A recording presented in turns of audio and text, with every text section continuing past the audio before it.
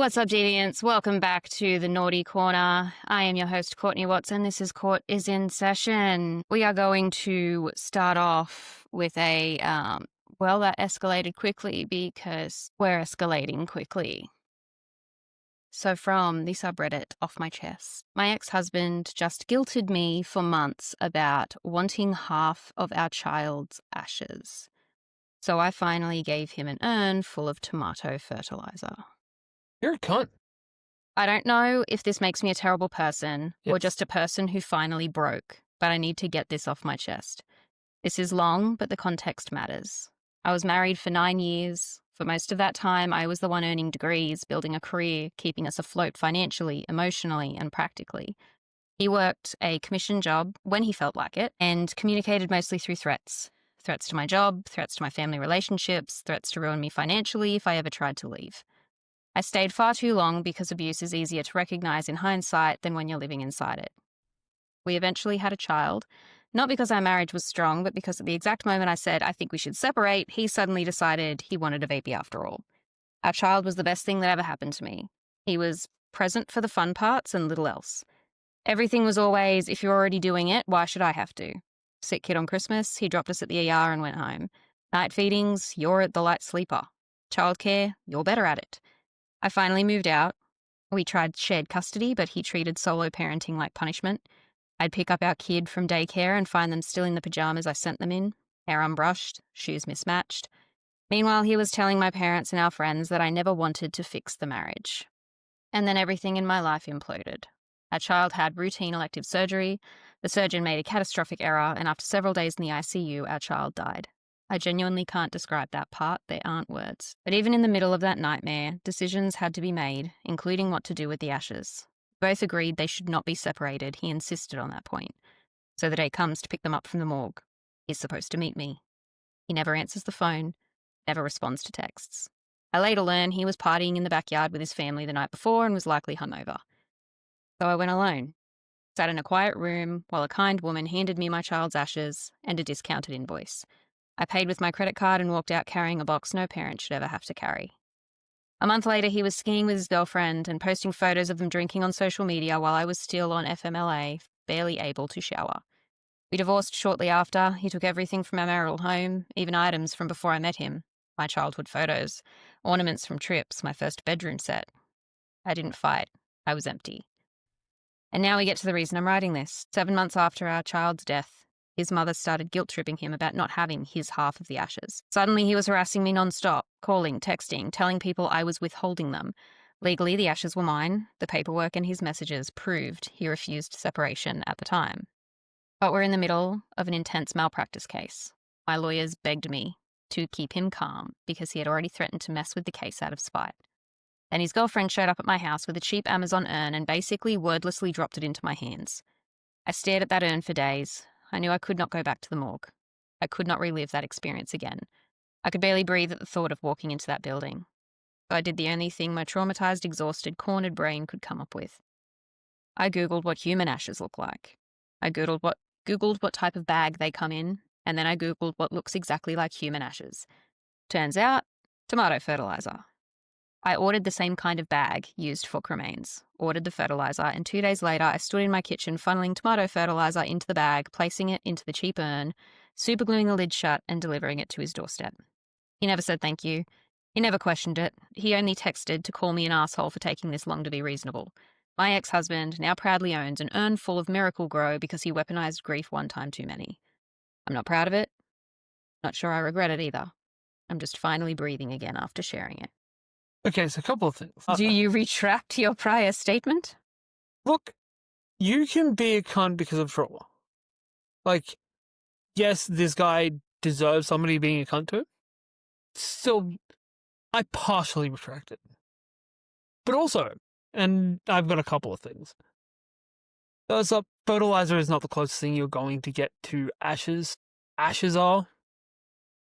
Get something. If you absolutely burn the shit out of animal, it will come out looking more like crematorium than a. You're looking at me like I'm crazy. I'm wondering if you've ever actually physically seen cremains. Yes. Also, cremains aren't just your person. Like most places, there are still going to be bits and pieces from other people in them anyway. It's a bullshit farce for the most part. But also, most of them end up with little bits in them.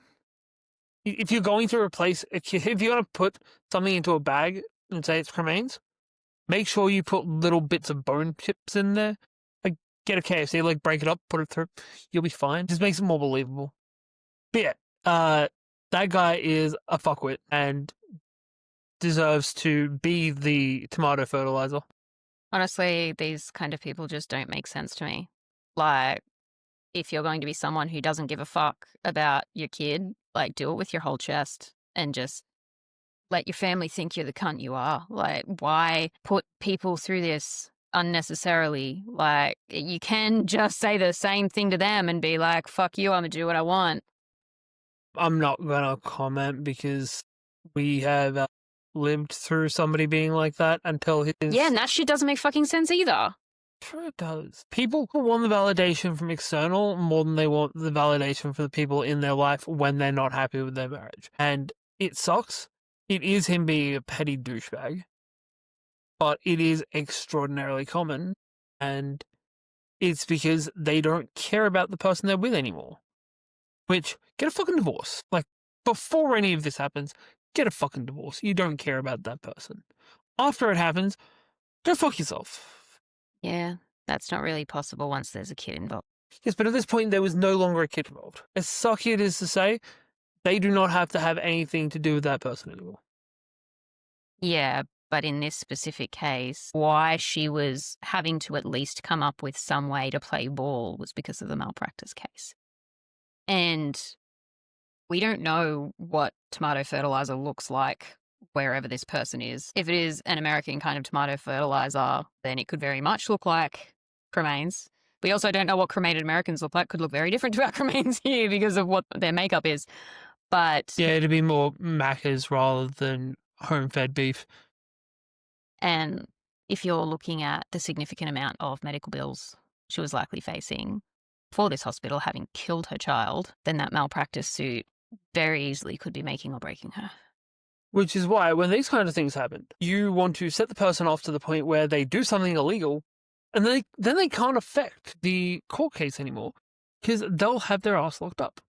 I don't think that would make a difference because a malpractice case is not a criminal case. So even if they are locked up as a legal parent of that child, basically they'd still get a say in those kind of matters.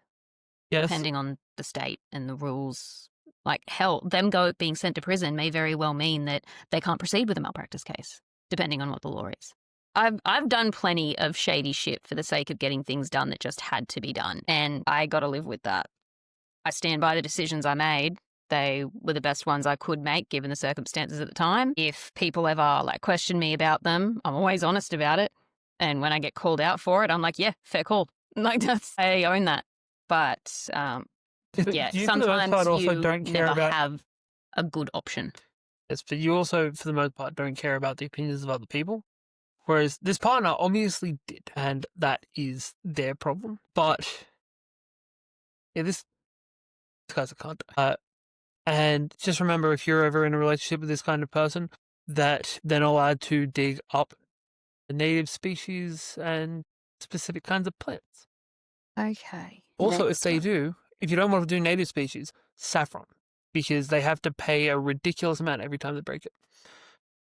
Why? Because, in America at the very least, because in America, if you damage a crop, because saffron is technically a crop, even though it is just flowers, you have to pay for time, the plant, and the product. And saffron is the most expensive herb in the world. It goes for I believe it's $12K per kilo. No, it's about $12 a gram. Surely that has to be actually planted as a crop, not just some random saffron that's been put somewhere. If you have a garden that is growing saffron and it is picketed, it is set up as a garden to grow saffron, it is considered a crop. Okay, I still feel like the cops could get a subpoena to dig that up, though. Good. The department would just have to pay for it. No, they guarantee they would not. I'm sure it's happened before. Next up on... Well, that escalated quickly. You want to enter my room without knocking because you're my parent? Okay. Dicks out. This story begins when I was 13, female. I am now 18, female. Fucks out. We had recently moved to a new house at this point, and my door no longer had a lock on it. Because of this, I requested my mum and my stepdad knock before entering to avoid any awkward scenes. No dice. My stepdad's words were, "I'm your parent, so I don't need to knock. What are you hiding?" This made 13-year-old me very angry, as I cared about my privacy a lot. I went to my dad's the weekend after, and he said this to me that sparked inspiration. If you don't want your stepdad to enter your room, make him never want to enter your room without knocking again. We stand a spiteful king. Cue the MC. When 13-year-old me got home from school one day, I proceeded to strip.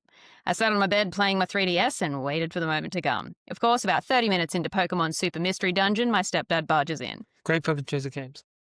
Hey, I need you to take out the— What the fuck? He slammed the door at that point. Why the fuck aren't you wearing clothes? 13-year-old me, being a smartass, decided to say, well, it is very hot in here.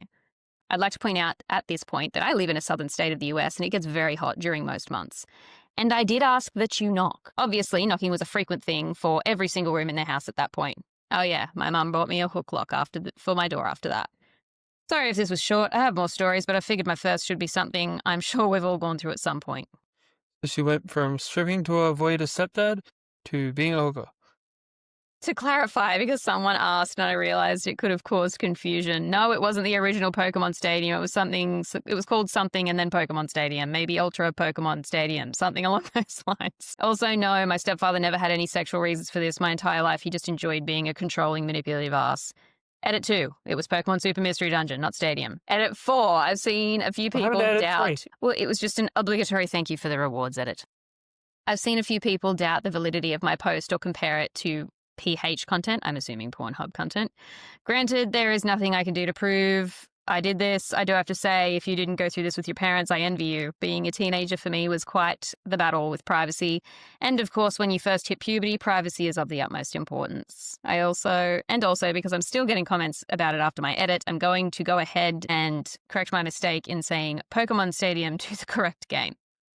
In the 5 years after this story, I stopped playing Pokemon, and there are so many titles out there sometimes they tend to run together. Also, yes, my stepdad really did cuss like that. He prided himself on being a parent that didn't give a rat's ass about cussing. Oh, but if I were to cuss back, then I'd be in trouble. It's just one of those cases of do as I say, not what I do. Yeah, that just sounded like regular talking.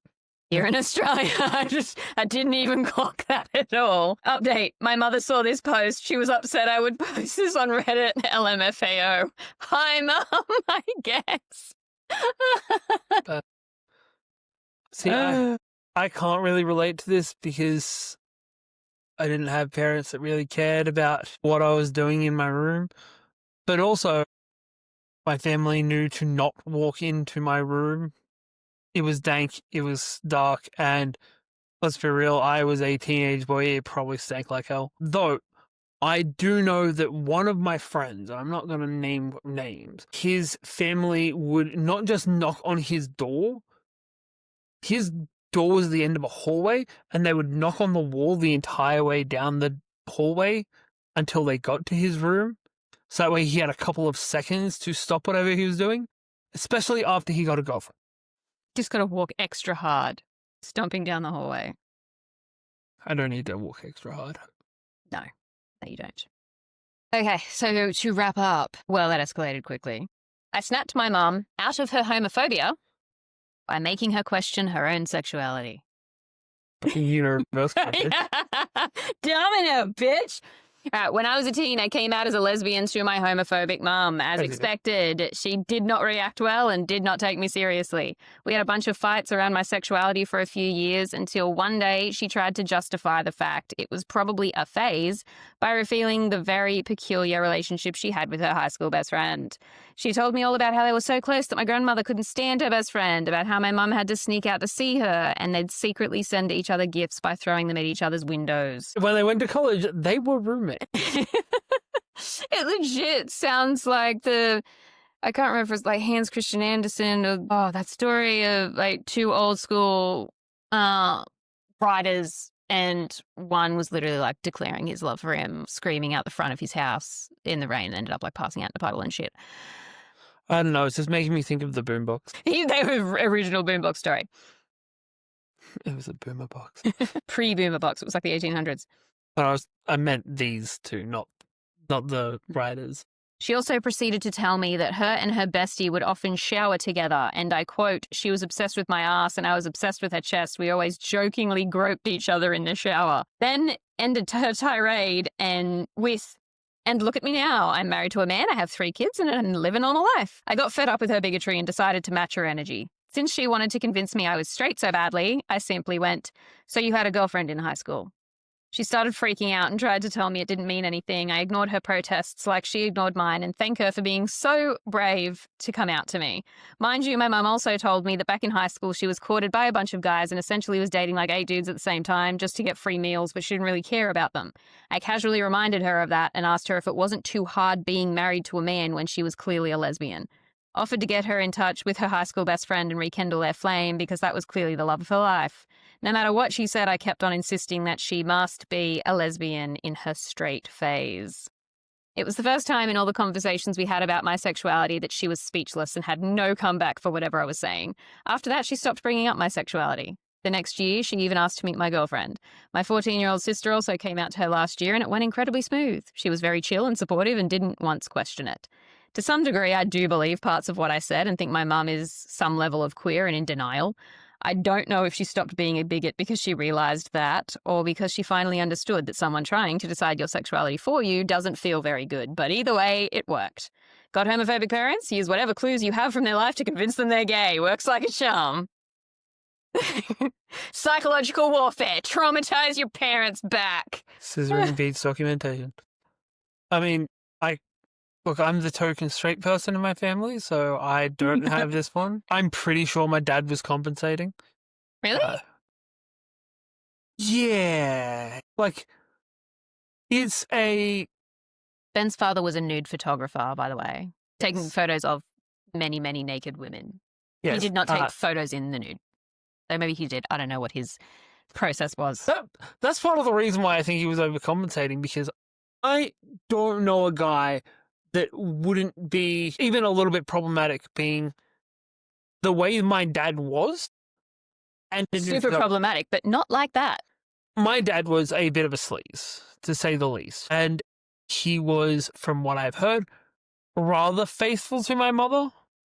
Can't say completely because I've heard stories from my mother and also from my almost stepmom, but with how much of a sleaze my dad was, I don't think he wouldn't have slept around a lot, being on the road constantly by himself and being in that job.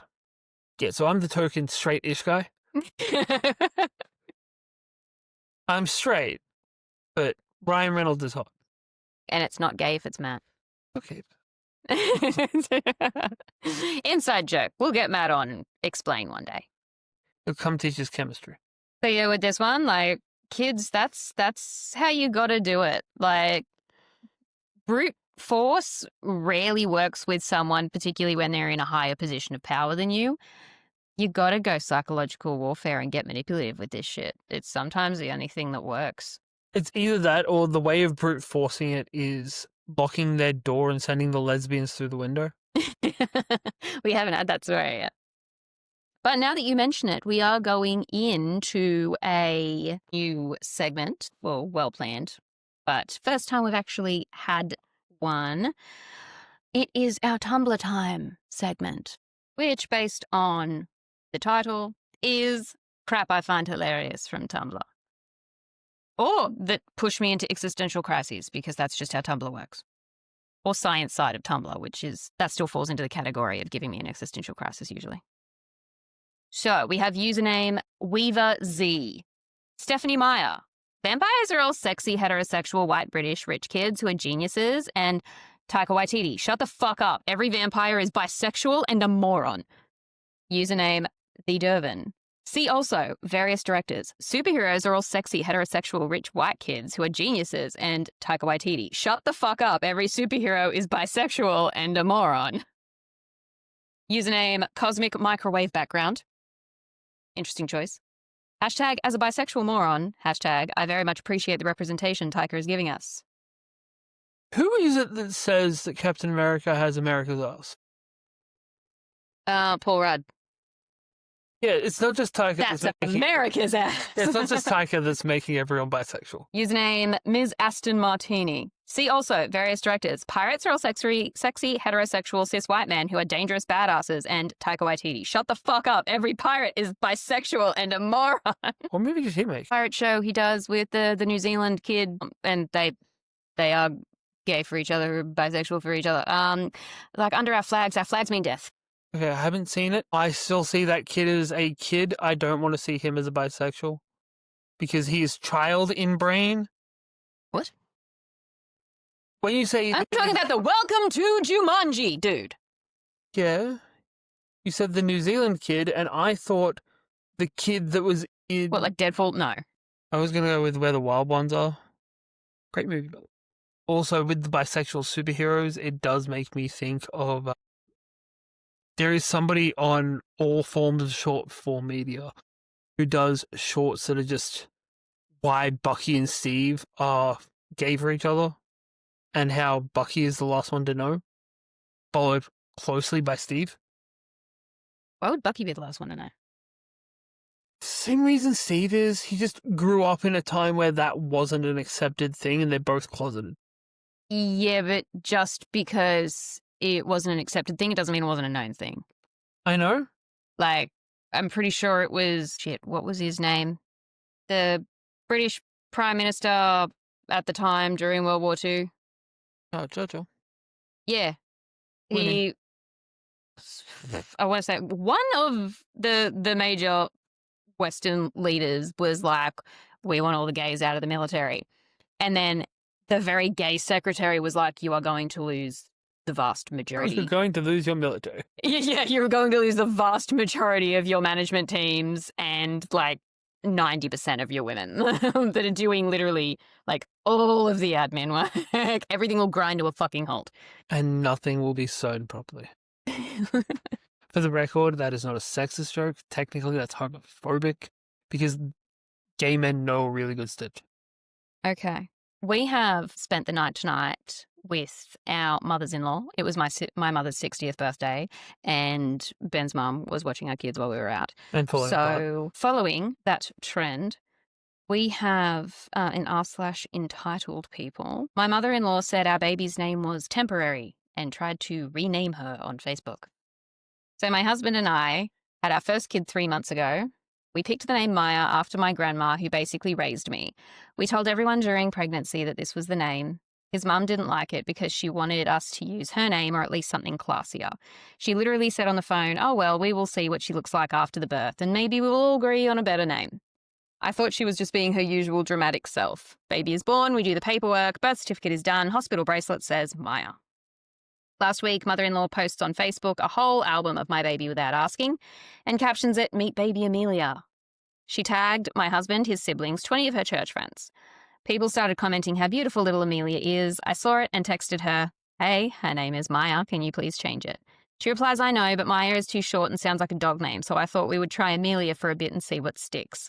I'll fucking show you a stick, you dog. She also said since she will be babysitting some days, she has a right to use a name she likes. No, you don't. I lost it. I commented publicly under the post that the baby's legal name is Maya X last name and asked people to please use that. She deleted my comment. She then texted my husband that I embarrassed her and I'm trying to control her relationship with her granddaughter. Yeah, she's going to control her relationship by cutting you off. Now she's doing this thing where in person she calls her Amelia, and when I correct her, she says, relax, I raised 3 kids, babies adapt. I told her if she keeps doing it, she won't be babysitting at all. She told the whole family I'm keeping the baby from her. Are we being too harsh, or is this actually insane behavior? Because to me, choosing our kid's name is like bare minimum parent right. So we need to get the lesbian from 2 stories ago and get her to come in and be like, your name's Karen? All right, so Elizabeth, this is how things are going to go. The fucking audacity. And, as Courtney said earlier, we're not going to get these kind of people with brute force go psychological warfare. You turn everyone in that family against her because she's being a controlling bitch. She's trying to weaponize your child. And honestly, weaponize that child right back. You cut her out of that, and you tell the extended family, hey, anyone that forces these 2 parties together also gets cut out. And you'll see how few people are willing to side with that bitch after that. I don't know. I reckon you could have way more fun with it. Like, oh my God, mother-in-law, you really can't remember your own granddaughter's name? Like, there's no way you're going to be able to be babysitting our child if you're potentially going into early onset dementia. Like, You go with the Doctor Who method of it. Just go up to her, I'm assuming ex-husband, be like, doesn't she look tired? Please don't actually do that to people. Is that a Margaret Thatcher reference? Yeah, that's what Doctor Who was referencing. They said to her, I can end your career in 4 words. And when she tries to call his bluff on it, he walks up to one of the other people in the house and just says, doesn't she look tired? Or maybe it was 5 words and don't you think she looks tired? However many it was. Something along those lines. That was the end of the sentence. And You have an odd upward inflection at the end of sentences that make it sound like you're not finished. As Australian, where we usually have a dip at the end of our sentences where we go down rather than up, it's confusing. But I've been told for many, many years that I don't sound Australian. Getting into some sick cunts or shit cunts. Am I the asshole? I broke up with my girlfriend on Christmas because of her family. Honestly, if it comes down to that, you're never the asshole. Some people are like, and you gotta wait till the right time. No, if it's over for whatever your reason is, it's over. Pushing forward through it is not going to work because you're already like mentally and emotionally and romantically checked out. So, what is this, a fucking Hallmark movie? I mean, the opposite. Or maybe the beginning of a Hallmark movie where all the shit goes down first. Yeah, I've seen so many rom-coms where they leave them on Christmas and run away to be with the guy from their hometown who is realistically not as good for them as the guy that they've actually been with, who's been supporting them and trying to help them see their dreams through. You've been seeing all those Christmas rom-com memes pop up on Facebook, haven't you? That, and I just watch a lot of rom-coms. Okay, I'm of Indigenous descent. I perform at powwows and sing too. So obviously they're talking Indigenous North American.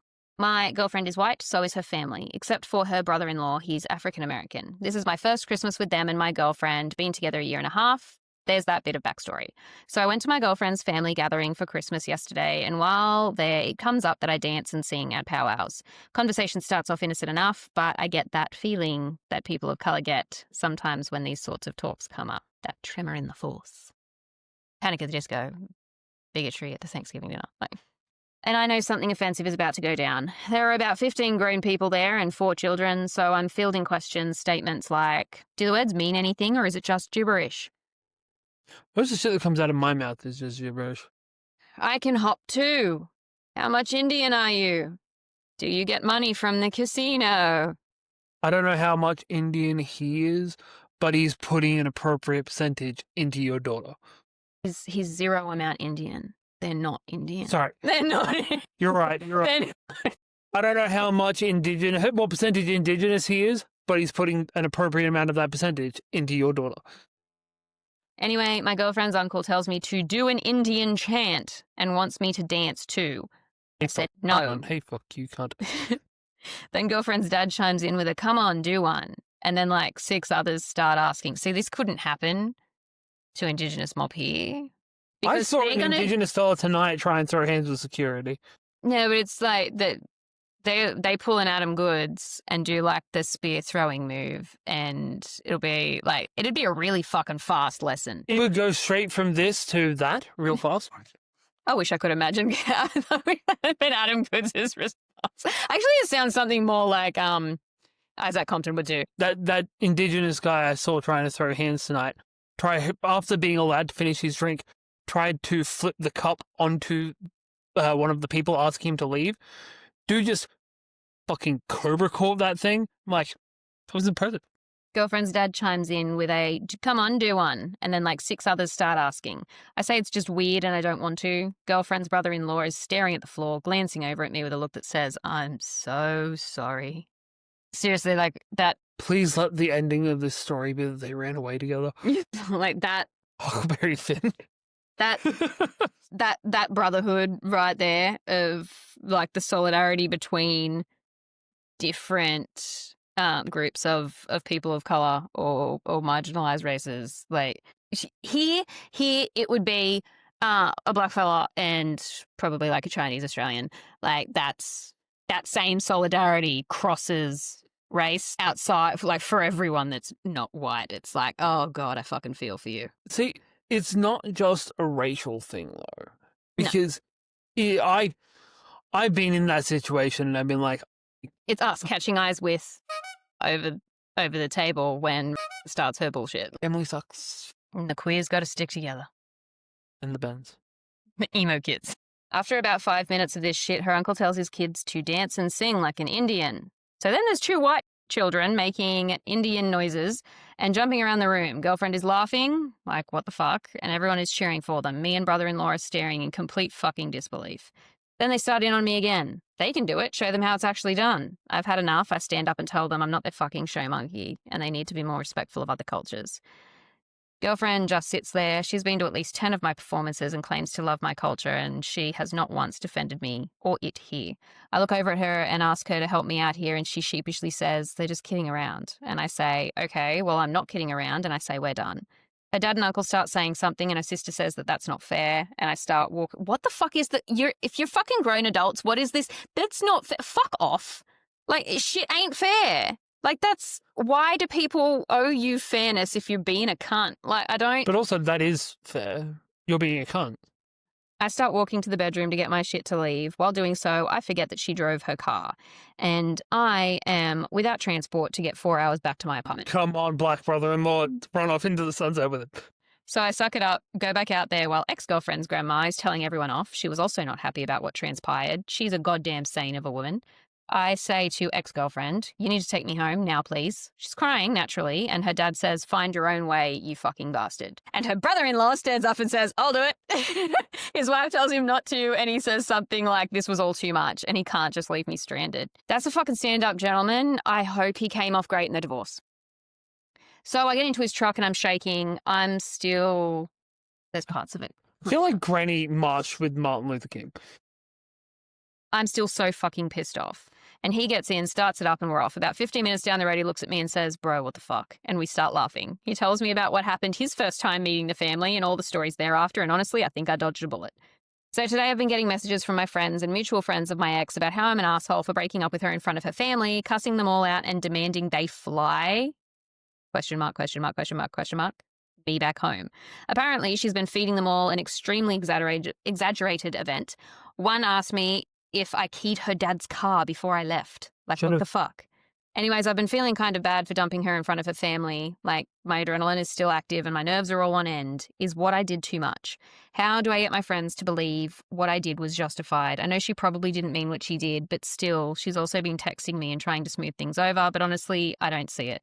Especially after lying to our friends. But also, part of me really does miss her. We've been holed up at my place for 11 months, getting to know almost everything about each other. I'm confused. I know me and most of her family are done, even if we work this shit out. It's a weird thing to love someone and then suddenly you have to tell yourself you don't anymore. Right. 1,012,041% not the asshole. You know, this guy is... And brother-in-law is an absolute sick cunt. A fucking legend. You know, this guy is not the asshole. But also, like, the only way the situation could have ended up all the way it deserved is if somehow you could dump her entire family individually and then bang her grandma because she fucking deserves it. Not in a negative way. You fucking deserve some good shit. Earned it. That's why she's okay with other cultures, because she understands the good dicking doesn't come from most white guys. And then him and the brother-in-law are best friends forever. Or dating. I could see this being a Huck Finn situation. Am I the asshole? Or the gift I brought with me to meet my boyfriend's family? I, 25 female, met my boyfriend, 28 male's family in their home tonight for dinner. We've been getting a little serious and I really like him, so I wanted to make a good impression. We have our differences as I'm from the countryside and he's from the city, and for the most part, we've made it work. My parents always taught me that you never go to someone's house for the first time empty-handed, and I wasn't about to do that at my first meeting with his family. So I brought a basket of apples from our orchard and a 2.25 kilo wheel of cheddar from our farm. Marry me. Marry us. Just give us the cheese. You can always catch white people with cheese. And well, it's really good cheese. See? Caught one. Yes, but also you aren't the kind of white person that would get caught for that. Because it's always some, like, brie or Gouda. It's cheddar. I know, but the cheese that catches most of the white people. Soft cheeses. Fair point. Yeah. Hey, that means I won't have... White people, you mice. That means... Rodents, infestations... Colonization. Also, the white people brought the mice and rats to most of the world. Family. Respect, Rizzo. When I turned up with that, they were clearly surprised and jokes were made about never running out of cheese and apples with this, and I laughed it off, saying it seemed rude to turn up empty-handed. I thought nothing more of it and enjoyed my time meeting them all until my boyfriend pulled me aside as I was leaving for my car. He told me I'd put his family on the spot with that gift, and I should have just brought a bottle of wine or something if I had to bring something. I was surprised and told him I figured this would get more use than just wine. He insisted I'd made his family feel pressured to have to use it now. Okay, for starters, that kind of shit can... last, like, sure, like apples might not, but fucking surely you can find some uses for that anyway. Wheels of cheese don't go bad. They're the good kind of cheese if they're the wheel of cheese. But, like, how I do not get the idea that wine, of all things, being the safer option. Because it is so much easier to come across an alcoholic that shouldn't be drinking than someone who is lactose intolerant or is not going to get through that many apples. Like, at the very least, you're not fucking triggering someone with your gift. But also, let's be real, most white people are trying to ignore the alcoholic in the room, or they're enabling the alcoholic in the room. So wine is the easier gift for most families. Yeah, I still reckon that had she shown up with wine and someone here had a drinking problem, she then would have been made out to be the cunt in that scenario as well, because, oh my God, Uncle Jeffrey has a drinking problem. Why would you bring wine? Well, no one fucking told me about Uncle Jeffrey's drinking problem. But and you told me I couldn't bring cheese. Like, but also, like, fucking appreciate somebody bringing a gift. Don't be a dick. And, like, re-gift that shit. Like, if what do you mean use it now? She's going to expect you to just, like, sit there and, like, eat all of it. 2 kilos or so of cheese. Yeah, you wait till she leaves and you fucking dump that shit on someone else or donate it to a food pantry or, like... Or have a charcuterie board every time that something happens at your house. Just keep cutting. Keep cutting. Just make it a never-ending charcuterie board. Yeah, melt some more wax over the top of it. Ow. I was surprised and told him I figured this would get more use than wine, and he insisted I'd made his family feel pressured to have to use it now. I apologized and told him that wasn't my intention, and to tell his family if they wanted to, they could give it away or do something with it, but he insists it was the wrong choice. I'm home now and just feeling kind of crummy about this. Every other time I've dated, I brought gifts like this, and it went over greatly. But to be fair, those were always country guys I dated. Is this a difference because he's from the city? No, it's a difference because he's a cunt. And just generally ungrateful. Like, pretty much decent people would be grateful for anything. Like, even if they're not going to use it, they're just going to appreciate the gesture and then pass it on to someone who is going to be more likely to use it or use it as a reason to invite people over to get through it all because it's so much. It's only entitled people that go, oh my God, you brought a gift. That's not what I wanted, and that is a problem. Like, but also, like, melt the cheese down, make fondue. You've got fucking 2 kilos of shit. And entitled people are usually super into the swinging life. Yeah. Next time, get them a pineapple. And they can use the cheese for the fondue, which is for some reason a key food at swingers parties. Yeah, this guy definitely took the cunt out of country. I hope those cunts fall into a hole and break their ankles. And I hope those sick cunts enjoy their lives together. I really do hope that brother-in-law and our dancer and singer are living a wonderful life together.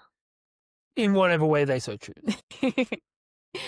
Thanks for coming, guys. We'll see you next time on Quarters in Session. Bye.